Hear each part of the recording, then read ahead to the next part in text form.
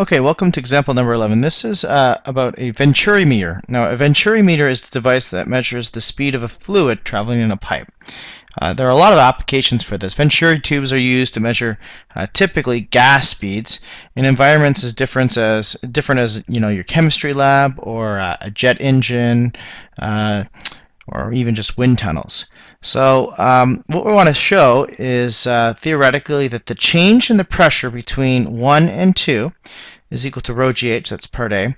And then part B, using Bernoulli's equation, we want to show that the velocity at 1 is equal to this expression.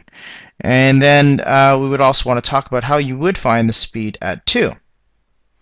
Okay, so let's just talk about this conceptually just for 1 minute and discuss what's happening to it. You notice that area 1 is larger than area 2. And from the continuity equation, that area 1 times velocity 1 equals area 2 times velocity 2. And since area 1 is greater than area 2, then we can assume that velocity 2 will be faster than velocity 1, because as you make the area smaller, the velocity is going to get faster. So hopefully you see that. And the next part of this is discussing what's happening to the pressure at 1 and pressure at 2. And a lot of people kind of mess this one up because it's kind of counterintuitive. You always think, oh, if you're going faster, wouldn't that mean that you're going to have a higher pressure because that water is like slowing down, so there'd be greater force acting on you? But you have to remember that the water is not slowing down, speeding up in here. And what we want to do is discuss what's happening to the pressure as the velocity increases. And we discuss Bernoulli's equation, pressure plus rho gy plus 1/2 rho v squared is constant.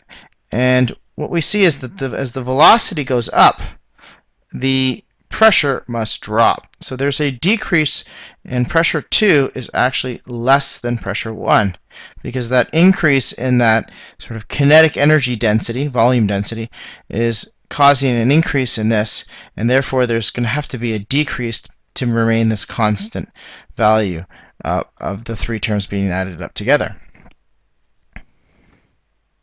Okay, let's start by showing that the change in pressure between 1 and 2 is equal to this expression rho gh, and h refers to the difference between height 1 and height 2. So, A. Now, how would we find the pressure at 1? Well, pressure at 1 would be, if we were thinking of this, you could see that the fluid's moving in here, but if you were just to look right before the fluid's moving, the pressure at 1 would be this air pressure that's pushing down, atmospheric pressure, plus rho gh1. And if we were to try to find the pressure at 2, we would use a similar expression. Pressure 2 would be the air pressure pushing down here, atmospheric pressure, plus rho gh2. And so if we want to find the differential pressure between these two, we would find delta pressure. And that would be basically the atmosphere pressures would cancel out, and we would end up with rho g h1 minus h2. And so what we can do is just simplify this to the change in pressure is rho gh. And so that's basically how you can show this expression, where rho represents the density of the fluid, which could be water or whatever it is, and g and h is really the difference between height 1 and height 2. So now let's go on to B part and apply Bernoulli's equation to show this big expression over here. So we're now going to apply Bernoulli's equation at 1 and then at 2. The pressure at 1 plus rho g y1 plus 1/2 rho v1 squared equals pressure at 2 plus rho g y2 plus 1/2 rho v2 squared. And you'll notice that y1 is exactly the same as y2 because it's really not changing in vertical height. So this term and this term will cancel out because y1 and y2 are equal to each other. But the velocities are different and the pressures are different. Now we will make one little assumption here, that pressure 1 is here, just at this top level of this tube here, and pressure 2 is at the top level here, and technically speaking 1 and 2 are really not the same height. But we'll just say that this distance is negligible, so that we'll say really pressure 1 is really the same as in the middle here. And really pressure 2 is really the same as this middle here. But technically they're not, because there is a little bit of a difference, but we can make that assumption. Okay, so then we're going to write pressure 1 minus pressure 2 is equal to 1/2 rho V2 squared minus 1/2 rho V1 squared, or you can rewrite that as 1/2 rho V2 squared minus V1 squared. And if you recall from the part earlier here, we had the change in pressure is also equal to that density rho GH.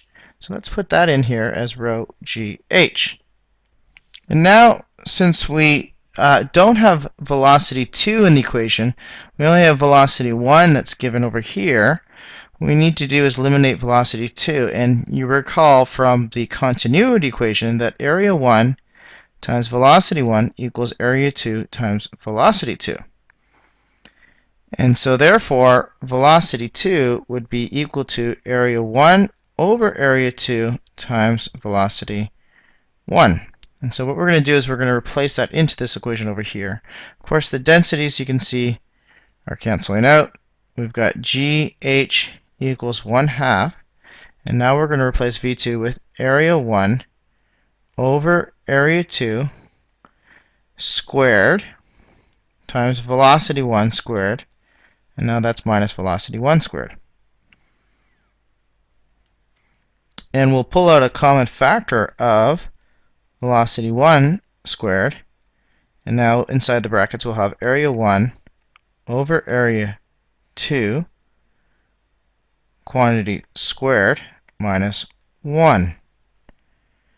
And so if we rearrange this equation so that velocity 1 squared is by itself, you will have 2 times GH on the top and area 1 over area 2 quantity squared minus 1 on the bottom. And we're looking for velocity 1, so let's get rid of that squared.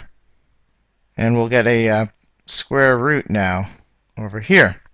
And that is expression for B. And then question C was just asking, well, how would you find velocity 2 once you know velocity 1? And that is really just going back to the continuity equation, and you can find velocity 2 by just taking the ratio of the areas and multiplying by that velocity that you just found out, velocity 1.